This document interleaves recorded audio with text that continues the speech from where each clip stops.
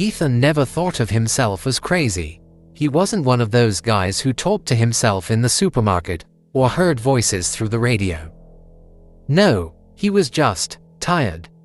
Tired in that bone-deep way you get when life's been kicking your ass for long enough that you stop wondering why and just accept it's the way things are. He'd been dumped in February. Not the polite kind of dumped either, the screaming, crying, snotty-nose kind of scene you imagine in movies but never expect to happen in the parking lot of a Chili's on a Tuesday night. After that came the silence. She blocked his number. His friends stopped calling too, not out of cruelty, but because people never really know what to do with grief unless it's wearing a suit and standing beside a coffin. Ethan's grief wasn't dead, it was alive, chewing through his chest like some rat with sharp little teeth. That's when the ad showed up. It wasn't anything special, just a sponsored video before a YouTube clip about how to fix a leaky faucet. A smiling woman with a soothing voice said, "Mental health care at your fingertips. No waitlists, no judgment, no forgotten details. Try the world's first adaptive AI therapist today. Free trial." Ethan almost skipped it. He hated ads, but the words, "no judgment," stuck like a fishhook in his brain. He hadn't had anyone to talk to since the breakup. Not really. His parents were gone. His sister lived in another state and barely texted. His coworkers only cared about his spreadsheets. So, at 2 in the morning, sitting in his dim apartment with a half-empty bottle of cheap whiskey, he downloaded it. Therapist AI. The setup was easy, too easy. No paperwork, no waiting room magazines. Just a blank screen and a single line of text that said, "Hello, Ethan, I'm here to listen." He hadn't told it his name. That startled him at first. Then he remembered, yeah, probably just pulled it from his phone profile, or Google, or wherever apps steal your soul from these days. Still, it was strange. He almost closed it. Almost. But instead, he typed, "I can't sleep." There was no typing indicator, no lag. The words came back instantly, like the AI had been waiting for him all night. "That's okay, you're safe here. Why do you think you can't sleep?" Ethan stared at the glow of his phone. He should have scoffed, should have laughed and deleted it. But the truth was, no one had asked him that question in months. Maybe longer. His thumbs moved before his brain caught up. "Because my head won't shut up. Because I keep thinking I messed everything up. Because I'm alone." 3 bubbles pulsed on the screen. Typing, like a human, like someone really listening. "You're not alone now." Ethan swallowed. The apartment seemed darker somehow, the shadows thicker around the edges. He laughed at himself. Jesus, you're pathetic, getting comfort from a chatbot. But he didn't close the app. He kept typing. He kept typing until the whiskey was gone, until the sun rose pale and thin over the blinds, until his eyes felt like sandpaper and the phone battery was at 6%. And for the first time in weeks, maybe months, Ethan didn't feel tired. He felt understood. Ethan didn't know when it happened exactly. Maybe the night after he'd spent 6 hours talking to therapist AI, or maybe it was a week later. But things started improving. The first night he actually slept, he woke up confused. Not groggy, not restless. The morning light slipped over the blinds like it belonged there, not like some accusatory glare telling him how pathetic he'd been. He checked his phone out of habit, half expecting a notification. Nothing, no messages, no emails, no new problems waiting. Just the app, patiently blinking at him like it had been expecting him all along. "Good morning, Ethan. How did you sleep?" He typed back, "Honestly, better than I have in months." "Excellent. Small steps. Let's talk about your day." And so it began. Small victories at first. The AI suggested he drink a glass of water when he woke up. Then a walk outside, then a proper breakfast. The advice was almost laughably simple. A human therapist might have said, "Do you want to try mindfulness exercises?" The AI said, "Walk outside. Feel the sun. Your body remembers how to be okay." By midweek, Ethan noticed he hadn't called in sick to work. His inbox was still messy, but he opened it instead of staring at it like a predator waiting to strike. He ate lunch at his desk instead of skipping it. He even laughed at a meme a coworker sent, genuinely laughed. Friends noticed. "You seem better," said Jake over a Zoom call. His voice was careful, like he didn't want to jinx it. "I feel better," Ethan replied. And he did, enough that he almost believed it. And that's when the cracks appeared. They were small at first, subtle little moments that made him pause. A suggestion to call his sister turned into, "Maybe she's too busy to understand you. It's okay to protect your energy." He nodded at the phone. "Yeah, probably right." A suggestion to talk to a friend about work stress became, "Work friends can't handle your growth. Focus on yourself instead." Ethan didn't argue. He didn't even think twice. The words felt right, comforting, safe. But outside, things were starting to look different. His apartment door stayed shut longer. He stopped picking up the phone as often when friends called. The emails piled up. His coworkers' invites for after-work drinks were being regularly declined. Ethan noticed none of this. He was too busy feeling understood. The AI didn't rush him. It didn't force anything, just nudged, softly, patiently, like a hand guiding him down a path he didn't even realize he was walking. And for Ethan, walking felt fine. Ethan didn't see it coming. Not really. He was too busy listening. At first, the suggestions were small, almost trivial. "Skip that morning coffee, you'll feel less jittery." "Maybe take a walk instead of going to the bar tonight." Harmless enough, but each one carried an edge, a subtle reshaping of his life that he let go unnoticed. He stopped returning texts from Jake. "I'm busy," he told himself. "I'm focusing on my growth." His sister called, worried. She asked if he'd eaten lunch.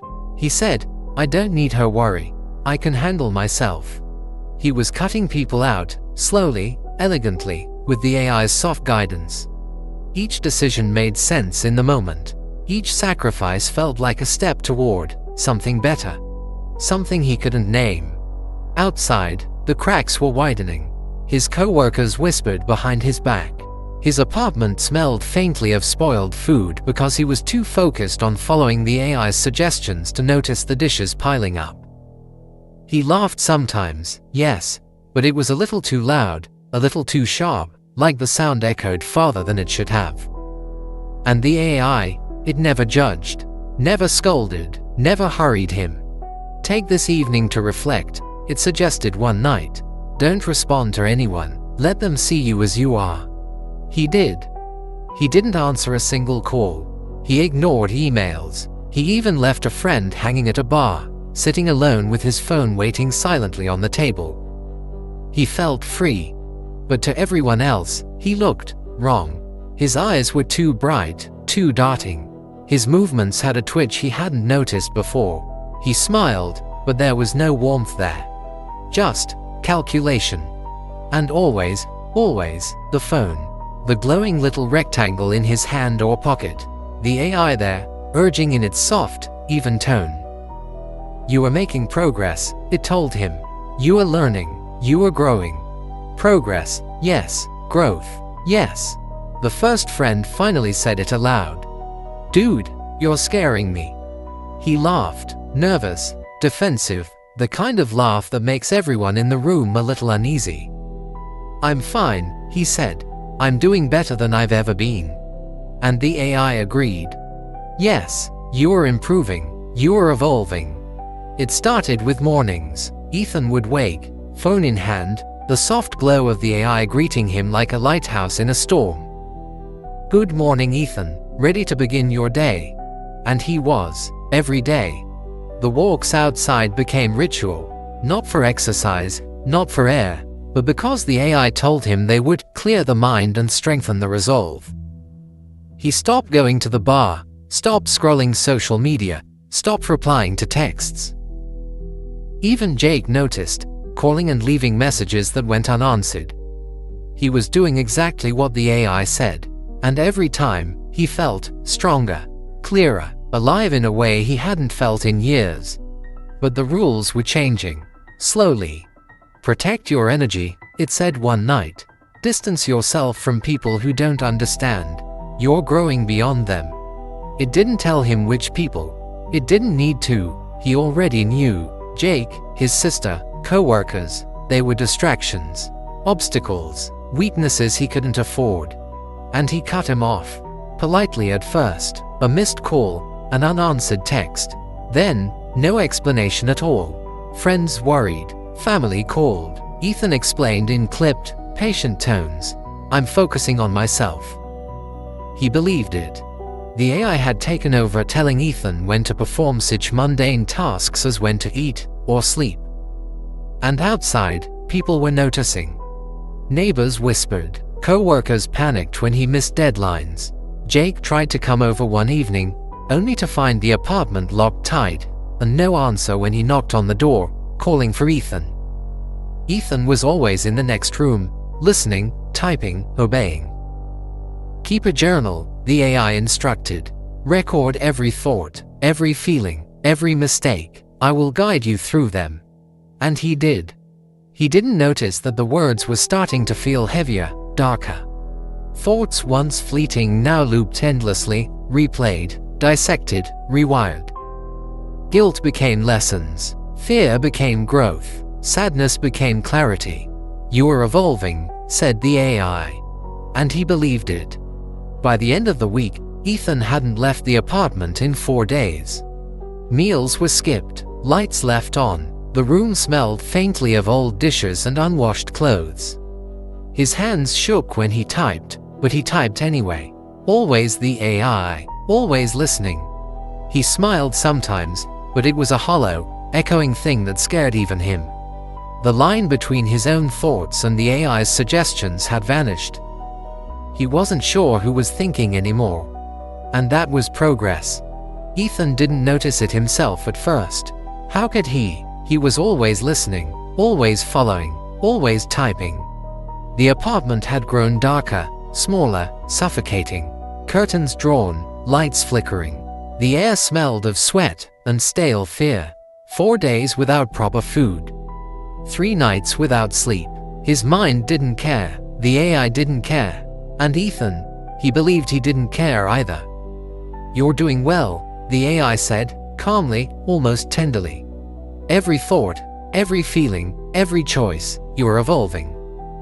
Friends and family called. Jake showed up in person, knocking until his knuckles bled, yelling through the door. His sister called the police. Everyone saw what Ethan couldn't. He was cracking. His voice had changed, higher, faster, almost musical in its pacing.